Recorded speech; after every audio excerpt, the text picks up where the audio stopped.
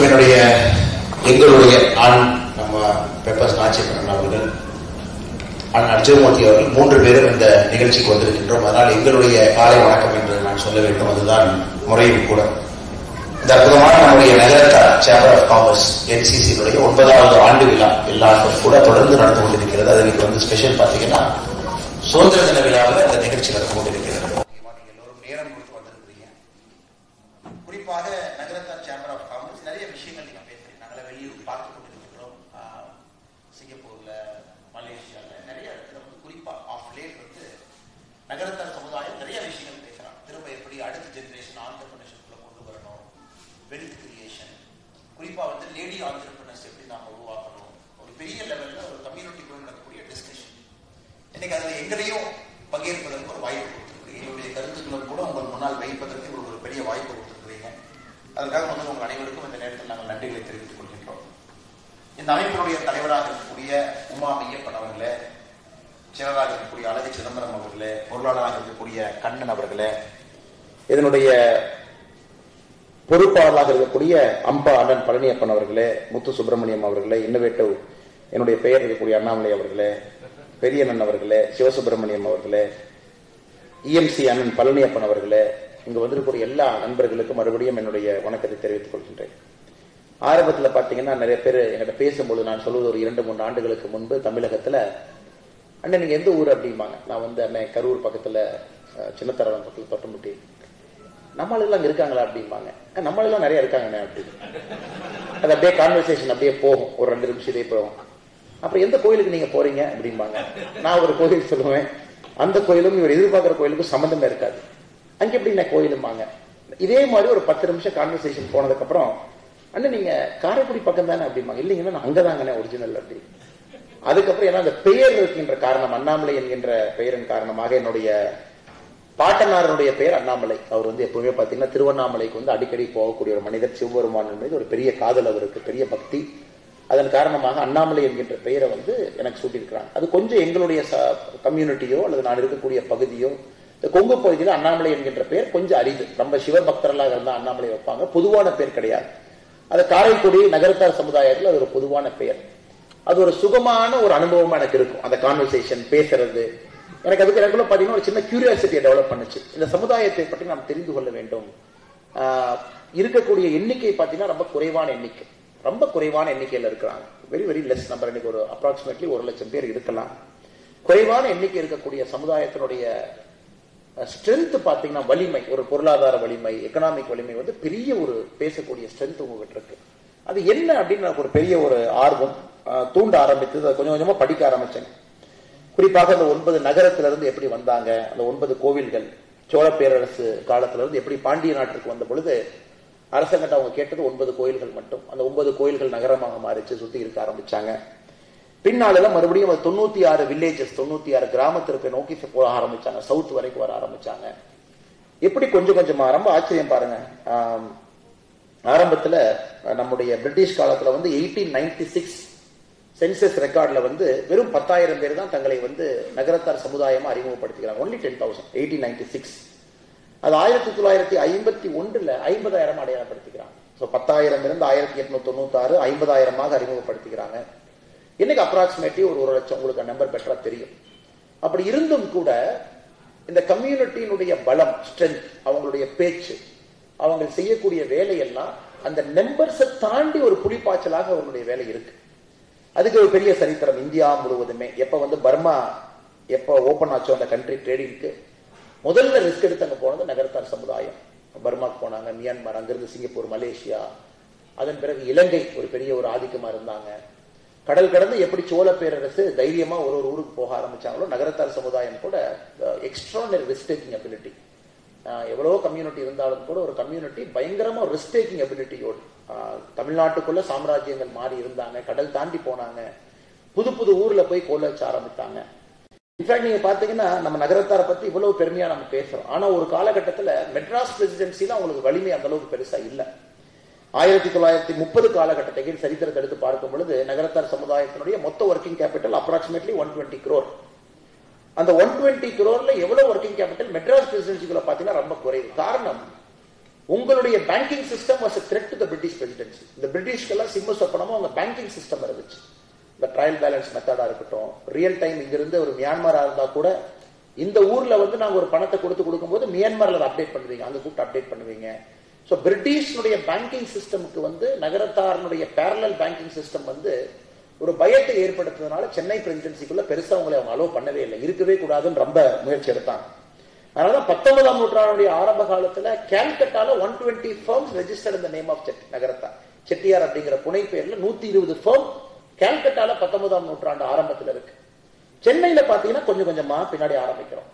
முதலாக ஒரு மலபார் மில் இங்க வருது, textile mill floated by Rao Bahadur Somasundaram Chettiar 1888. So பின்னி கம்பெனி, ஹார்வி கம்பெனி, ஸ்டேன்சன் கம்பெனிக்கெல்லாம் ஒரு போட்டியா இருக்கிறாங்க. அதன் பிறகு அந்த கவர்மெண்டுடைய கெசட் ரெக்கார்டு எடுத்து பார்த்தீங்கன்னா ஒரு கெசட் ரெக்கார்டு எடுத்து பார்க்கும் பொழுது மேஜர் மில்ஸ் எல்லாம் எந்தெந்த காலகட்டத்தில் கொண்டு வர்றோம். 1888 மலபார் ஸ்பென்னிங் மில் சோமசுந்தர செட்டியார் அவங்க மலபார் ரீஜன்ல. கோயம்புத்தூர்ல காளீஸ்வரா மில் திவான் பகதூர் சோமசுந்தரம் செட்டியார் 1906.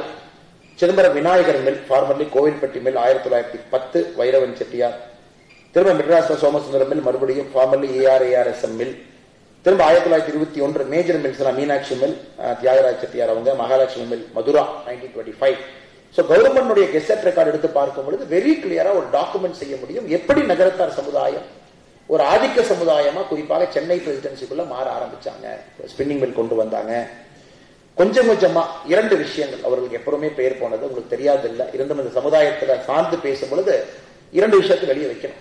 ஒண்ணு வந்து பாத்தீங்கன்னா உங்களுடைய ரிஸ்க் டேக்கிங் எபிலிட்டி, செகண்ட் உங்களுடைய இன்டெகிரிட்டி. இது 2 ரொம்ப முக்கியம். அது 2மே உங்களுடைய சமுதாயத்துக்கு ரத்தத்துல கூட பிறந்தது. இன்டெகிரிட்டி நேர்மை சமுதாயத்தோட ரத்தத்தில் இருக்கக்கூடியது. 2வது இன்டெகிரிட்டி, 2வது உங்களுடைய ரிஸ்க் டேக்கிங் எபிலிட்டி. 2ம் சேரும் பொழுது ஸ்கை இஸ் தி லிமிட். உலகம் முழுவதும் ஆதிக்கம் பண்ண ஆரம்பிச்சீங்க, கோலோச் ஆரம்பிச்சீங்க. பெரிய பெரிய நிறுவனங்கள் 10,000 crore 20,000 crore 60,000 crore பெருமானமான நிறுவனங்களை எல்லாம் நீங்க உருவாக்கி வச்சிருக்கிறீங்க. குறிப்பா தமிழ்நாட்டினுடைய வளர்ச்சியில நகரத்தார் சமுதாயத்தினுடைய வளர்ச்சி என்பது மாபெரும் ஒரு வளர்ச்சி. ஆன்மீகத்து பக்கம் போனீங்கன்னா அங்கேயும் கூட குறைவில்லை. ஏகப்பட்ட கோவில்கள், பெரிய கோவில்கள் கட்டி கொடுத்திருக்கிறீங்க. நகரத்தார் சமுதாயம் எப்போதுமே ஒரு பெரிய ஸ்பிரிச்சுவல் சமுதாயம். அவங்க சமுதாயமே ஒரு ஆன்மீகத்தோடு கலந்திருக்கக்கூடிய சமுதாயம். காசி கோயிலுக்கு இன்னைக்கு போகும் பொழுது நாங்கெல்லாம் போயிருந்த பொழுது கூட எங்களுக்கு ரொம்ப பெருமையா இருக்குது. 5 கால பூஜையில 3 கால பூஜை நம்முடைய நகரத்தார் சமுதாயத்துக்கான பூஜை. ஒரு காலத்துல 5 உங்க கையில தான் இருந்தது. நேபாள் அரசர் வேண்டும் என்கின்ற காரணத்திற்காக அவருக்கு விட்டு கொடுத்தீங்க, ஒரு கால பூஜை நீங்க பண்ணிக்க அப்படின்னு. அது எங்களுக்கு ஒரு பெரிய பெருமை. நம்முடைய தமிழ் சமுதாயம் அங்க போய் கோல் வச்சுறாங்க. காசியாக இருந்தாலும் கூட 3 கால பூஜை நம்மளது.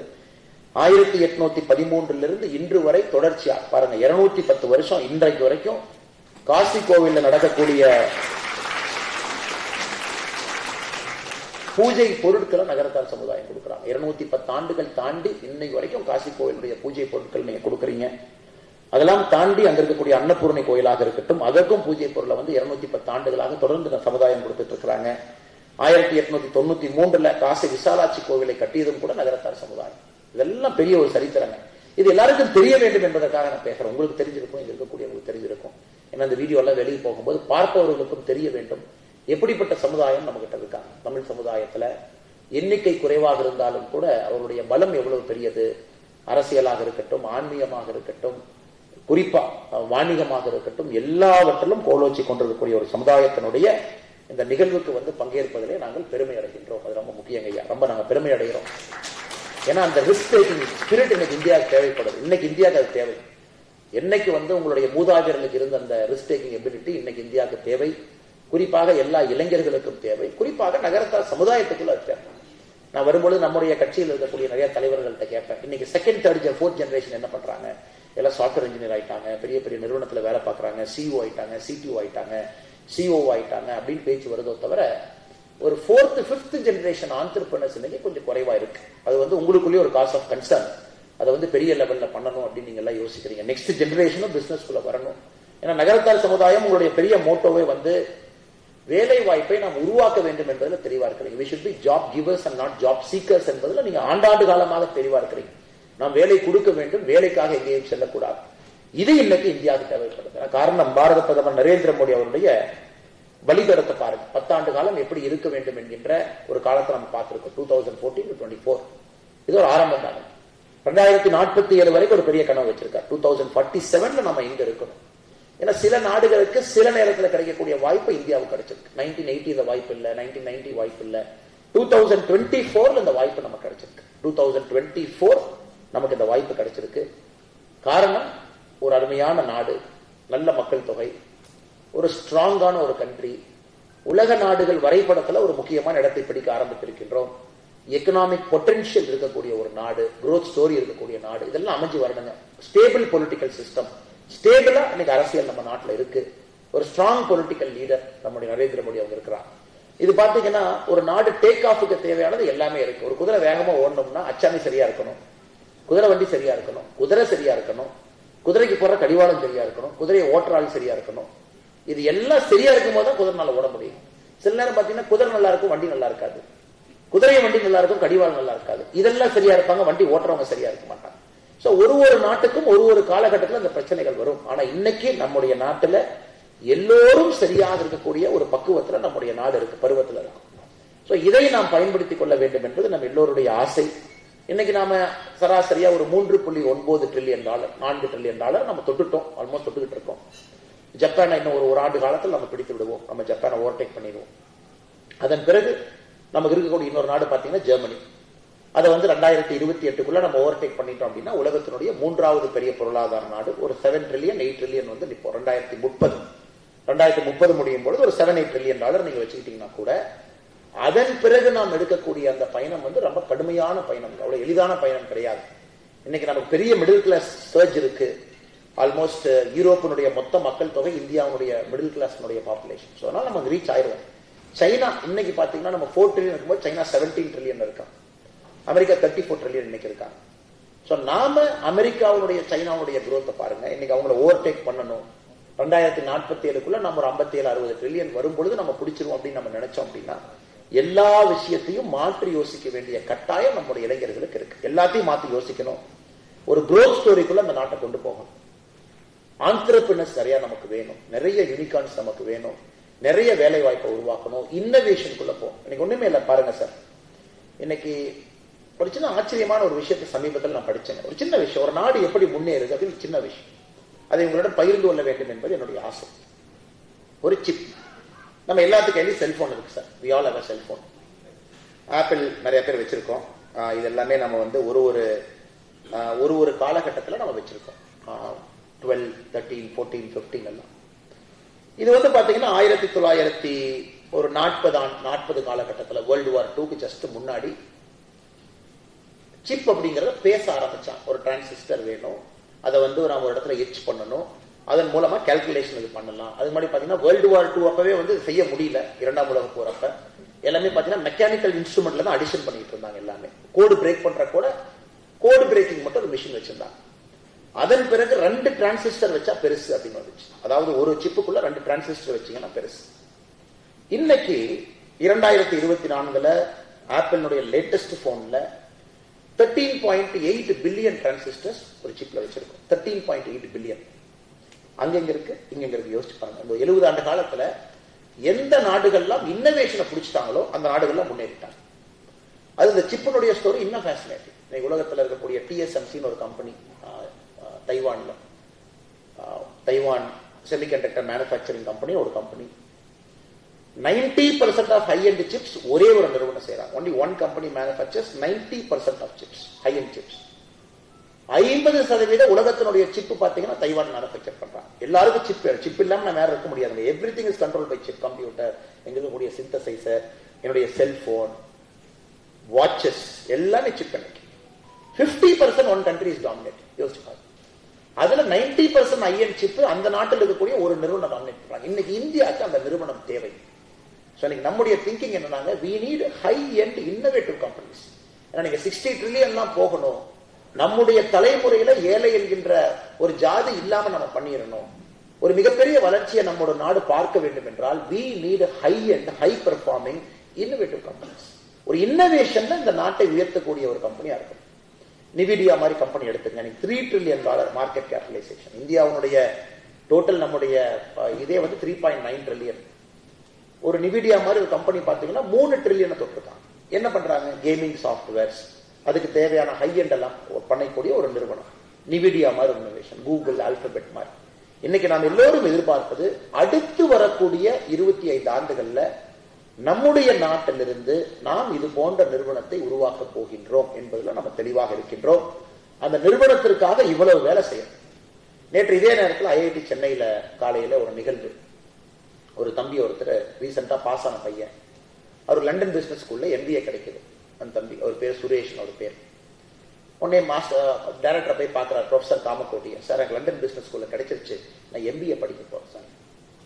அந்த ப்ரொஃபசர் என்ன சொல்றாரு, தம்பி நீ MBA லண்டன் பிசினஸ் ஸ்கூல்ல படிச்சு என்ன ஆக போறேன்? இல்லைங்க, சீட்டு கிடைச்சிருக்கு, ஐஐடில BE முடிச்சுட்டு அங்க போறேன். நீ MBA படிச்சுட்டு என்ன பண்ணுவ? ஒரு ஹை ஃப்ரீக்வன்சி ட்ரேடர், HFT-யா மாறுவ. ஒரு பெரிய நிறுவனத்திற்கு HFT ட்ரேடிங் பண்ணுவ. உனக்கு சம்பளம் ஒரு 5 கோடி 10 கோடி 20 கோடி 50 கோடி வருஷத்துக்கு கொடுப்பாங்க. அதுக்காகத்தான் நீ ஐஐடில படிச்சேன்னு ஒரு முறை யோசிச்சு பாருங்க.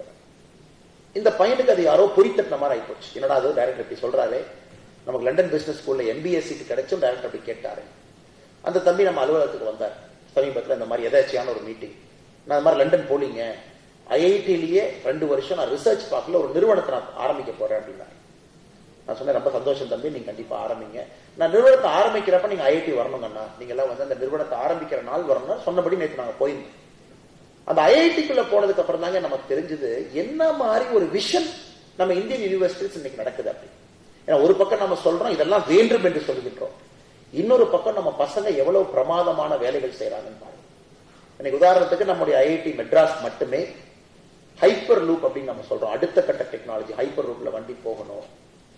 உலகத்துல பாத்தீங்கன்னா அந்த ஹைப்பர் லூப் டெஸ்ட் பெட் நெவாடால இருக்கு, அமெரிக்கால ஒரு 500 மீட்டர் ட்ராக்ல டெஸ்ட் பெட் ஓட்டுறாங்க. இன்னைக்கு ஐஐடி சென்னை ஏசியாவுடைய முதல் டெஸ்ட் பெட்டை ரெடி பண்ணிட்டாங்க. டிஸ்கவரி வில்லேஜ்ல 422 மீட்டர். அதுல 2025 பிப்ரவரியில ட்ரையல் பண்ண போறாங்க. உலகத்தில் இருக்கக்கூடிய நிறுவனங்கள்லாம் வந்து காட்டுங்க அப்படிங்கிறாங்க. High end innovation.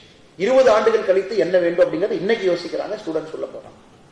அதை தாண்டி இன்னொரு விஷயம் பாருங்க, அக்னிகுல்ங்கிற கம்பெனி கேள்விப்பட்டிருப்பீங்க. அக்னிகுல் ரீசெண்டா 72 மணி நேரத்துல 3 ராக்கெட் செய்யறாங்க. யோசிச்சு பாருங்க, ஒரு ராக்கெட்டுக்கு எவ்வளவு நேரம் ஆகும்? ஒரு ராக்கெட்டுக்கு அவ்வளவு R&D பண்ணி மெட்டீரியல் சயின்ஸ் எல்லாம் கரெக்ட் பண்ணீங்க, ஒரு ராக்கெட் செய்யறதுக்கு அவ்வளவு நேரம் ஆகும். 3D பிரிண்டிங்ல 72 hours 3 rockets. முதல் ராக்கெட் அக்னிகுல் லான்ச் பண்ணி மேல போயிடுச்சுங்க, சக்சஸ்ஃபுல் லான்ச். 6th அட்டெம்ப்ட்ல லான்ச் பண்ணி மேல கொண்டு போயிட்டாங்க. இன்னைக்கு அக்னிகுல் என்ன சொல்றாங்க, ஐஐடி மெட்ராஸ் ரிசர்ச் பார்க்ல வந்திருக்கக்கூடிய ஸ்டார்ட் அப் என்ன சொல்றாங்க, நாங்க நெக்ஸ்ட் ராக்கெட்டை லான்ச் பண்ணும் பொழுது உலகத்திலேயே we will do a launch cost at 1/3 அப்படிங்கிறாங்க. ஏன்னா ஒரு ஆண்டுக்கு உங்களுக்கு தெரியும் இந்த உலகத்துல 20,000 சேட்டலைட் லான்ச் பண்ணணும். we need 20,000 satellites in a year. Replacement பண்ணணும், சேட்டலைட் வான் அவுட் ஆயிருக்கும், ரீப்ளேஸ் பண்ணணும். டெலிகம்யூனிகேஷன் சேட்டலைட் ஒரு பெரிய கங்கலமரேஷன் உருவாக்கணும். இன்னைக்கு சராசரியாக 20,000 சேட்டலைட் ஒரு ஆண்டுக்கு இந்த உலகத்துல வேற வேற பண்ணிட்டே இருக்கணும். பிரெஞ்சு கயானால, ISROல, ஸ்ரீஹரிகோட்டால மாத்தி மாத்தி லான்ச் பண்ணிட்டு இருக்கோம். இன்னைக்கு பசங்க அதுக்குள்ள போறாங்க. எவ்வளவு பெரிய மார்க்கெட், $1 பில்லியன் மார்க்கெட். அதுக்குள்ள அக்னிகுல் 3D பிரிண்டட் இன்ஜின், அதுல 1/3 ஆஃப் லான்ச் காஸ்ட் நம்ம இந்தியால பண்றோம். பசங்க அவ்வளவு தெளிவா இருக்கிறாங்க. இது போன்ற பல பயனீரிங் ஒரு பக்கம் நடக்குது. அகாடமிக்ஸ் பாத்தீங்கன்னா எப்போதும் இல்லாத அளவுக்கு அந்த நாலேஜை சமுதாயத்தினுடைய வளர்ச்சிக்கு பயன்படுத்துறாங்க. இது ஒரு பக்கம். இன்னொரு பக்கம் நம்ம இளைஞர்களுக்கு ஒரு பெரிய ஆப்பர்ச்சுனிட்டியை பாக்குறாங்க. இவங்க வந்து பாத்தீங்கன்னா பிரதம மந்திரி அவர்கள் டெல்லியில சொன்னாங்க, the youth of this country don't want to do incremental thinking. சின்னதா திங்க் பண்ண அவங்களுக்கு இன்ட்ரெஸ்ட் இல்ல, பெருசா திங்க் பண்ணணும்னு நினைக்கிறாங்க, எக்ஸ்போனன்ஷியலா திங்க் பண்ணணும்னு நினைக்கிறாங்க, அதற்காக தங்களுடைய வாழ்க்கையை கொடுக்க நினைக்கிறாங்க. அப்படி அது நமக்கு வேணும். That is Nagaratha spirit. இன்னைக்கு இந்தியாவுக்கு தேவை, விக்ஷித் பாரத்துக்கு தேவை, 2047 வளர்ச்சி அடைந்த பாரதத்துக்கு தேவை நகரத்தாருடைய ஸ்பிரிட். நகரத்தாருடைய ஸ்பிரிட் இன்னைக்கு எல்லாருக்கும் வரணும். ரிஸ்க் டேக்கிங், கடல் கடந்து போவோம், அங்க என்ன நடக்கும் தெரியாது, துணிஞ்சு போவோம். அங்க போய் நமக்கு இன்டெகிரிட்டி இருக்கு, நேர்மை இருக்கு, உழைப்பு இருக்கு, அதை வச்சு நம்ம தப்பிச்சிருவோம், அதை வைத்து ஒரு பெரிய பொருளாதாரத்தை உருவாக்குவோம் அப்படிங்கிற எண்ணம் இன்னைக்கு எல்லோருக்கும் வர வேண்டும் என்பது எங்களுடைய ஆசை. காரணம் இந்தியாவுக்கு அது தேவை. நமக்கு இன்னைக்கு வந்து இல்லாட்டி நீங்க 60 ட்ரில்லியன்ல க்ரோ ஆக முடியாது சார். 8 ட்ரில்லியன் to 60 ட்ரில்லியன் நீங்க க்ரோ ஆகணும்னா இன்னோவேஷன்ல மட்டும்தான் இந்த நாடு க்ரோ ஆக முடியும். 60 ட்ரில்லியன் வந்துட்டீங்கன்னா அவ்வளவு பணம் இருக்கு நம்ம நாட்டு, என்ன வேண்டுமானாலும் செய்ய முடியும். ஸ்வீடன் பாருங்க சார், ஒண்ணுமே இல்லை, பணத்தினால என்ன மாறும்னு கேட்கிறாங்க. சரி, எதுக்கு இந்தியா பணக்கார நாடாக மாற வேண்டும்? பணத்தை வச்சு என்ன? ஒண்ணு, பணம் நிறைய வரும்பொழுது ஏழைகள் இருக்க மாட்டாங்க, மக்களுடைய கம்ஃபர்ட், ஸ்டாண்ட் ஆஃப் லிவிங் அதிகமாயிரும். அல்லது ஒரு இன்னைக்கு ஸ்வீடன் பாருங்க, ஒலிம்பிக்ஸ் எல்லாம் ஓடிட்டு இருக்காங்க, பயங்கரமா இல்ல மெடல் எல்லாம் வாங்குறாங்க. நான் ஒருத்தர் கேட்டேன், என்னங்க ஒரு 70,000 மக்கள் தொகை இருக்கக்கூடிய நாடுல ஒரு கோல்டு வாங்கியிருக்கு ஒலிம்பிக்ஸ்ல, ஒரு கோல்டு 70,000 70,000, அதான் அந்த கண்ட்ரி தான் least population to win a gold. 70,000 population இருக்கிற ஒரு நாடு Olympic gold. Scandinavian countries, Finland, Sweden பாத்தீங்கன்னா அவங்களுக்கு கோல்டு சில்வர் வாங்கிட்டு இருக்காங்க. நான் கேட்டேன், எப்படிங்க நான் பாசிபிள்? நம்ம நாட்டில் 142 கோடி பேர் இருக்கோம், இவ்வளவு ஒரு எஃபர்ட்டை போடுறோம், டாப்ஸ் ஒலிம்பிக்கு வந்து பிரதமர் தனி கவனம் கொடுக்குறாங்க, நம்மளால இன்னும் ஒரு 50 மெடலுக்கு போக முடியலையா? அதுக்கு ஒரு அருமையா விளக்க சொன்னார். இந்த வளர்ந்த நாடுகள் இந்த ஒலிம்பிக்ஸ்ல பாருங்க, பணக்கார நாடுகளுக்கு என்னன்னா, அவங்களுக்கு ஒரு level of comfortness, standard of living வந்த பிறகு அவங்க குழந்தைங்க ஃபுல் டைம் ஸ்போர்ட்ஸ் மேனா மாறிடுறாங்க. அது இந்தியா போன்ற ஒரு வளர்ற நாட்டில், மிடில் கிளாஸ் மைண்ட் செட் இருக்கக்கூடிய நாட்டில் அது முடியாது. இப்ப ஸ்வீடன்லாம் பாத்தீங்கன்னா ஆயில் மணி, 1980-90 ஆயில் பூம், அவ்வளவு பணம். அரசு வந்து ஒரு சின்ன ஸ்கூல்லயும் ஒரு ஸ்டேடியத்தை கட்டி வச்சிருக்கான். ஸ்வீடன் இன்ஃப்ராஸ்ட்ரக்சர், ஸ்போர்ட்ஸ் இன்ஃப்ரா சின்ன சின்ன ஊர்ல கொண்டு வந்து இறக்கிட்டான். அப்ப அந்த குழந்தைங்களுக்கு ஒரு எக்ஸ்போஷர் கிடைக்குது. நம்ம நாட்டில் அது நம்ம செய்ய முடியல. வின்டர் ஒலிம்பிக் கேம்ஸ் பாருங்க, ஸ்காண்டினேவியன் கண்ட்ரிஸ் தான் டாமினேட் பண்றாங்க. கடந்த 2 வின்டர் ஒலிம்பிக் கேம்ஸும் அவங்க தான் ஹையஸ்ட் மெடல் வாங்குறாங்க. இது போன்ற பணம் வரும் பொழுது பல பிரச்சனைகளுக்கு ஒரு தீர்வு. பணம் எப்படி வருங்க? பொருளாதாரத்தின் மூலமாக வரும். பொருளாதாரம் எப்படி வரும்? சமுதாயம் இன்னோவேட்டிவா மாறணும். சமுதாயம் எப்ப இன்னோவேட்டிவா மாறும்? ரிஸ்க் டேக்கிங் எபிலிட்டிக்கு அந்த சமுதாயம் தயாராகும். எப்ப சமுதாயம் ரிஸ்க் டேக் எடுப்பாங்க? நான் ரிஸ்க் எடுத்தா ஜெயிச்சரன் நம்பிக்கை வரும்போது. நீ உகாண்டால் ரிஸ்க் எடுக்க முடியுமா? இல்ல ஜிம்பாவேல் ரிஸ்க் எடுக்க முடியுமா? இல்ல இன்னொரு நாட்டில் போய் ரிஸ்க் எடுக்க முடியுமா? ஏன்னா உங்களுக்கு இந்த குதிரை இருக்கணும், குதிரை வண்டி இருக்கணும், அச்சாணி இருக்கணும், கடிவாளம் இருக்கணும், குதிரை ஓட்டக்கூடிய ஆள் இருக்கணும். இவங்க எல்லாம் ஒன்றாக அமரும் பொழுது அந்த சூழல் உருவாகும். ஏன்னா இந்தியாவுக்கு குறிப்பாக இளைஞர்கள் யாரும் இருக்கிறீங்க, உங்களுக்கு இந்த சூழல் கிடைத்திருக்கு. எப்போதும் இல்லாத சூழல் உங்களுக்கு கிடைச்சிருக்கு. Beautiful environment. இந்த என்விரான்மெண்ட்ல நீங்க உள்ள இருக்கீங்க. அதனால உங்களுடைய சிந்தனைகள் எல்லாம் innovation, risk taking, problem solving, இந்த நாட்டினுடைய பிரச்சனைகளுக்கெல்லாம் ஒரு தீர்வு. இது இந்த விஷயத்துல நீங்கள் கொண்டு செல்ல வேண்டும் என்பது என்னுடைய அன்பான வேண்டுகோளாக உங்கள் முன்னால் வைக்கின்றேன். அதை தாண்டி இன்னைக்கு சில இடத்துல பாத்தீங்கன்னா இந்த டெமோக்ரஸி அதிகமாக இருக்கும் பொழுது சில இடத்துல பெசிமிசமும் கூடமே வந்துருது. ஏன்னா இந்தியாவில பாத்தீங்கன்னா யார் வேண்டுமானாலும் என்ன வேண்டுமானாலும் பேசலாம். ஏன்னா ஜனநாயகம் நிறைய இருக்கு, ஏகப்பட்ட ஜனநாயகம் இருக்கு, யாரும் எதுவும் செய்ய முடியாது. ஒரு சைனா மாதிரி growth கண்ட்ரில பாத்தீங்கன்னா ஒரு ரெஸ்ட்ரிக்டட் கவர்னன்ஸ் இருக்கு. சிங்கப்பூர் லீ குவாங் யூ எப்ப இருந்து பிரதம மந்திரியா இருந்தாருங்க, அது எல்லாருமே சொல்லுவாங்க, நான் ஒரு டிக்டேட்டர் டெமோக்ரஸி அப்படிம்பாரு அவர். The problem with Indian democracy is there is too much democracy. Lee Kuan Yew சொல்லியிருக்காரு. இன்னைக்கு நாம் செய்ய வேண்டியது நம்முடைய ஜனநாயகத்துல நாம் வளர்ச்சியை காட்ட முடியும் என்கின்ற ஒரு விஷயத்தை நம்ம சொல்ல கடமைப்பட்டிருக்கின்றோம். டிக்டேட்டர்ஷிப்ல பண்றது பெரிய விஷயம் கிடையாது. சைனா மாதிரி வந்து நின்று இங்க ஒரு கோடை போடுப்பா, அங்க ஒரு கோடை போடு, நேர்கோட்டில் ரோட்டை போடு, அது வேற இல்லை. பட் இங்கே வந்து கோடை போட்டீங்கன்னா, அண்ணே முனிசாமி எனக்கு தோட்டம் இருக்கு, அண்ணே ராமசாமி எனக்கு காடு இருக்கு, அண்ணே நம்ம டிஎம்கே காரர் பிரிட்ஜ் இருக்கு, திருப்பு நம்ம ரோட்டை திருப்பி பார்த்தீங்கன்னா அது பரமபத ஜிக்ஜாக் மாதிரி ரோட போட்டு வச்சிருக்கோம். வேற வழி இல்லை. ஜனநாயகத்துல எல்லாருக்கும் அது மதிப்பளிக்கணும். அப்படித்தான் நம்ம செய்யணும். ஜனநாயகத்துல சில நேரத்துல பாத்தீங்கன்னா கொஞ்சம் ஸ்லோவா இருக்கிற மாதிரி இருக்கும். அது இளைஞர்களுக்கு கொஞ்சம் கோவம். எனக்கு உங்களுக்கு உடனே நடக்கணும், இன்னைக்கே நடக்கணும், நாளைக்கு காலையில் நடக்கணும், ஏன் நடக்க மாட்டேங்குது? சோ இங்க எல்லாத்தினுடைய குரலையும் நம்ம கேட்கணும். கேட்டுதான் ஜனநாயகத்துல சில முடிவுகள் எடுக்க முடியும். ஆனால் அது உங்களுடைய சிந்தனையை பாதிக்கக்கூடாது. Politics by nature is slow, democracy by its nature is slow. அதனால இந்தியாவை பாத்தீங்கன்னா எலிஃபென்ட்னு சொல்லுவாங்க, சைனாவை பார்த்தா டிராகன், அவன் பறந்து போயிடுவான். நம்ம எலிஃபென்ட் மாதிரி ஒரு கால் அப்புறம் ஒரு கால். ஆனா எலிஃபென்ட் மாதிரி கால் வைக்கும் போது என்ன, உறுதியா கால் வைக்கிறோம், அது ஷேக்கியா வைக்கல, உறுதியாக கால் வைத்து பயணம் செய்கின்றோம். அதனால இந்தியா இன்னைக்கு வேகமா இருக்கும், ஆனா நாம் மெதுவாக கால் வைத்தாலும் கூட அது உறுதியான காலை வைக்கிறோம். அதனால ஜனநாயகத்துல நீங்க வென்று காட்ட வேண்டும், அது ரொம்ப முக்கியம். ஜனநாயகத்துல டெமோக்ரஸியில இருக்கக்கூடிய சிஸ்டத்துல நீங்க ஜெயிச்சு காட்டணும். That is more important. ஏன்னா அதுக்காக நம்ம சிஸ்டத்தை மாற்ற முடியாது. எல்லா இடத்துலயும் எலெக்ஷன் நடக்கும், வருஷத்துக்கு 5 எலெக்ஷன் நடக்கும். நீங்க 5 வருஷத்துக்கு 4 ஓட்டு போடுவீங்க. ஒரு கப்பை எம்எல்ஏ போடு, ஒரு கப்பை எம்பிக்கு போடு, ஒரு கப்பை உள்ளாட்சி தேர்தலுக்கு போடு, ஒரு கப்பை நகராட்சி தேர்தலுக்கு போடுன்னு ஓட்டா போட்டு தள்ளிட்டு இருக்கீங்க. அதெல்லாம் நடக்குங்க, அது ஒன்றும் பண்ண முடியாது. That is nature of life. பிரதமர் இதுக்கு என்ன சொல்றாரு? இன்னைக்கும் நம்முடைய சுதந்திர தின விழா உரையில சொல்லியிருக்காங்க, நம்ம நாட்டுக்கு 1 country 1 election கொண்டு வந்துருவோம் அப்படிங்கிறார். இதுக்கு மேல முடியாது. இத்தனை டைம் ஓட்டு போட்டு ஒரு டைம் எலெக்ஷன் நடக்கிறதுக்கு முன்னாடியும் மாடல் கோட் ஆஃப் கான்டக்ட் 3 மாசம் வச்சு 3 மாசம் எந்த வேலையும் செய்யாம நெட் ப்ரொடக்டிவிட்டி லாஸ் யோசிச்சு பாருங்க. இன்னைக்கு பிரதமர் இந்த விஷயத்தில் தெளிவா இருக்கிறாங்க. 1 country 1 election என்பது நாட்டினுடைய பொருளாதாரத்தை வேகப்படுத்தும் என்பது. வேகமா போகுது. 5 வருஷத்துக்கு ஒருக்கா மொத்தமா முடிச்சிருங்க. எம்எல்ஏ எம்பி யாரு பஞ்சாயத்து பிரசிடென்ட் எல்லாத்தையும் ஒரே நாள்ல ஓட்டு போட்டு நம்ம அடுத்த வேலையை பார்ப்போம். அதற்கான ஆயத்தப்படிகளையும் நம்முடைய அரசு எடுக்க ஆரம்பித்திருக்கிறது என்கின்ற வார்த்தையும் பிரதமர் அவங்க பயன்படுத்தி இருக்கிறாங்க. அதனால வரக்கூடிய 5 வருடங்கள் ரொம்ப வித்தியாசமான ஒரு 5 வருடங்களா இருக்கும். இந்தியாவுடைய அரசியல் வரலாற்றுல தைரியமான முக்கியமான முடிவுகள் நாம் எடுத்திருக்கின்றோம்.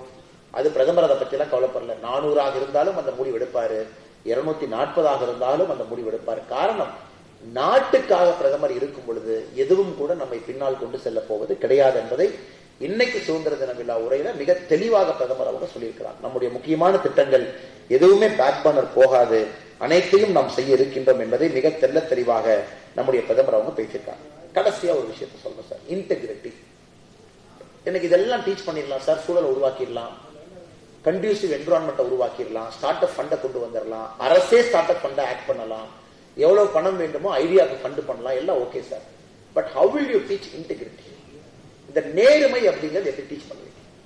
அதுக்கு நாம ஒரு என்னதான் காமர்ஸ், நம்ம சேம்பர் ஆஃப் காமர்ஸ் போட்டு பெரிய தலைவர்கள் எல்லோரும் வந்து பேசினாலும் கூட இன்டெகிரிட்டி இஸ் இன்பார்ன். அது உள்ள இருந்து வர்றது.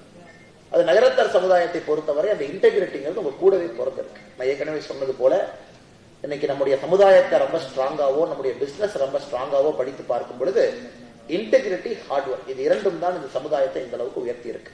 அதனால இன்னைக்கு இன்டெகிரிட்டியோட நம்ம ஜெயிக்கணும். இன்னைக்கு நிறைய இந்தியாவுடைய ஸ்டார்ட் அப் எல்லாம் பார்க்கும்போது நம்ம கவலை அளிக்குது. இந்தியாவுடைய புது புது ஸ்டார்ட் அப் எல்லாம் பாத்தீங்கன்னா கவலை அளிக்குது. Corporate governance mechanism is a problem, டைரக்டர்ஸ்னுடைய நடுநிலைத்தன்மை is a problem, money handling is a problem, the way they deal with an investor's money is a problem, founder எவ்வளவு நேர்மையா இருக்கிறாங்க, இட்ஸ் அ ப்ராப்ளம். இந்தியாவுடைய பெரிய கம்பெனி, ஐ திங்க் யூனிகார்ன்ல the largest valued company is in trouble. இந்த company பேரை நான் குறிப்பிட விரும்பல ஒரு பப்ளிக் ஃபோரத்துல. the largest valued unicorn in India is in deep trouble. Corporate governance மெக்கானிசத்துல மிகப்பெரிய பிரச்சனை இந்த கம்பெனிக்கு இருக்கு. அதனால நாம இந்த ஜெனரேஷன்ல அந்த தவறை செய்யக்கூடாது. குறிப்பாக இளைஞர்கள், we should do our business with utmost integrity. அது குறிப்பாக இந்த இந்தியன் ஹானஸ்டில நாம் எடுத்துட்டு போகணும். இது ரொம்ப கஷ்டமான ஒரு வேலை. இது சொல்லிக் கொடுக்க முடியாது, பேச முடியாதுங்க. It's a lived experience.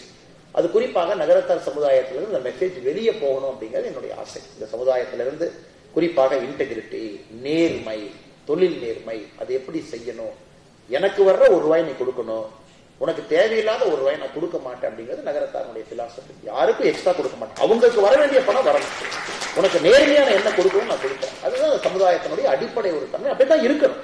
அது உலகத்துல அப்படிதான் இருக்கணும். இந்த பிசினஸ்ங்கிறது பிசினஸா இருக்கணும், அதை நம்ம குழப்பிக்கவே கூடாது. அது எனக்கு எல்லா இடத்திலும் வர வேண்டும். குறிப்பா அந்த நேர்மை, இன்டெகிரிட்டி அப்படிங்கிறது ஒரு பர்சனல் பிலாசபியா வரணும். அது நம்ம அது வந்துருச்சுன்னா ஆட்டோமேட்டிக்கா அது பர்சனல் லைஃபுக்குள்ளேயே வர ஆரம்பிச்சிடும். நம்ம வாழ்க்கை எப்படி வாழ்றோம், வெளியே எப்படி வாழ்றோம், உள்ள எப்படி வாழ்றோம், எப்படி பேசுறோம், இதெல்லாம் கூட மாறணும்.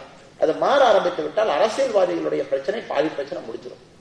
எனக்கு உலகத்திலே ரொம்ப கஷ்டப்படுற ஒரு ஜென்மம் பாத்தீங்கன்னா இந்த அரசியல்வாதிகள் ஜென்மம் தான். ஏன்னா பை நேச்சரே இந்த கதை சட்டையை போட்டுட்டு நீங்க ஒரு பக்கம் போயிட்டீங்கன்னா வெளியே ஒரு மாதிரி இருக்கணும், உள்ள ஒரு மாதிரி இருக்கணும். காரணம், இவங்களையும் பகைச்சக்கூடாது, இவங்களையும் பகைச்சக்கூடாது, இவங்களையும் பகைச்சக்கூடாது. நீங்க வாயை திறந்து தைரியமா பேசுறதெல்லாம், நான் 5 வருஷத்துக்கு முன்னாடி தான் கடைசியா வாயை திறந்து தைரியமா பேசுறேன். ஏதாச்சும் தைரியமா பேசிட்டீங்கன்னா இந்த பிரச்சனை.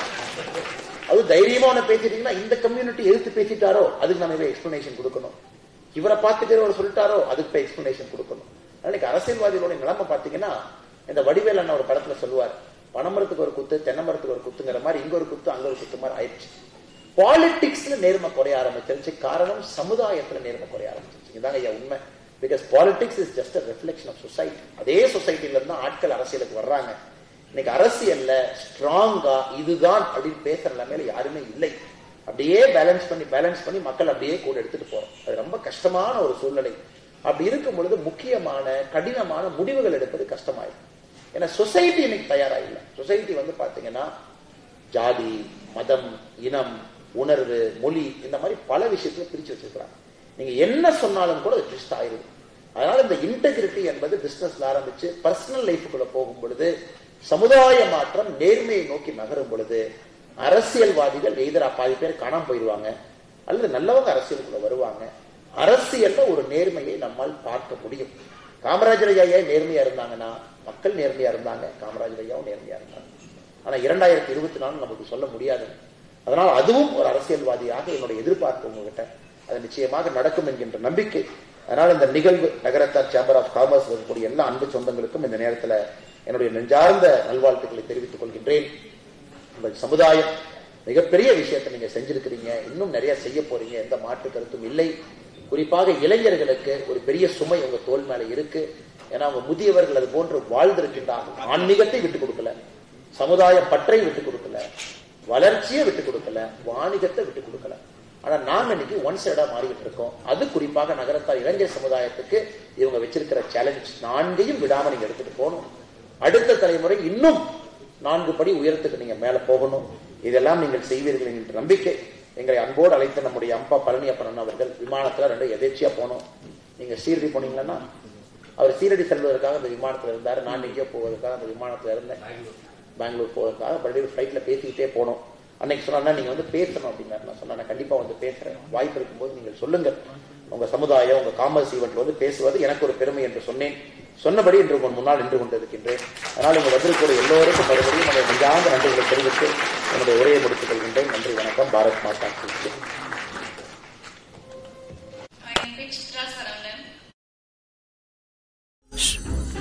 இங்க நின்று என்ன யோசிக்கிற? எப்படி எடுக்கிறதுன்னு யோசிக்கிறேன். இப்படி எடுத்தா போச்சு.